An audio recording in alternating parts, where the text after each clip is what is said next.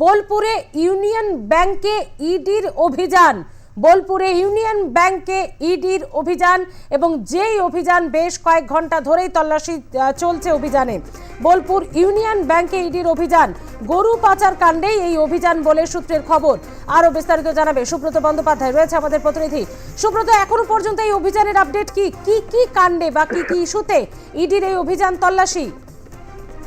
দেখো, একেবারেই সূত্র মারফত যেটা জানতে পারা যাচ্ছে যে বোলপুরের একটি ব্যাংকে কিন্তু ইডির আধিকারিকরা প্রবেশ করেছেন এবং সেখানে গরু পাচার মামলা সংক্রান্ত যে নথি, সেই নথি সংক্রান্ত যে তথ্য বা ব্যাংক অ্যাকাউন্ট, সেগুলি কিন্তু খতিয়ে দেখা হচ্ছে। পাশাপাশি যে বোলপুরের যে দলীয় কার্যালয় রয়েছে, সেখানে একটি কালী পুজো হয়, সেখানে যে কালীর যে গয়না রয়েছে, সেই লকার যার নামে রয়েছে তাকে ডেকে পাঠানো হয়েছে এবং সেখানে কত গয়না রয়েছে তার যে সূত্র এবং সেটা কোথা থেকে নেওয়া হয়েছে, সেই যে টাকা, যে গয়নার যে টাকা ব্যবহার করা হয়েছে, সেটা কারা কারা দিয়েছেন এবং সেই টাকা কি বৈধ না অবৈধ, না গরু পাচার মামলার এর সঙ্গে জড়িত রয়েছে, সোনার গয়না জড়িত রয়েছে, সেই বিষয়গুলি কিন্তু দেখা হচ্ছে।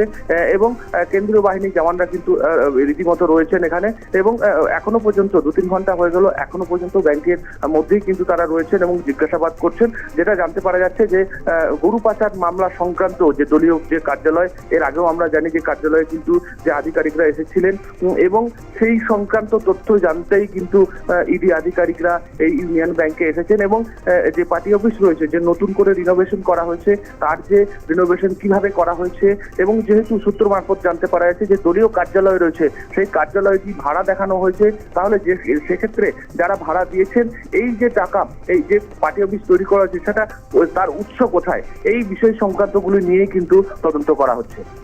ধন্যবাদ সুব্রত।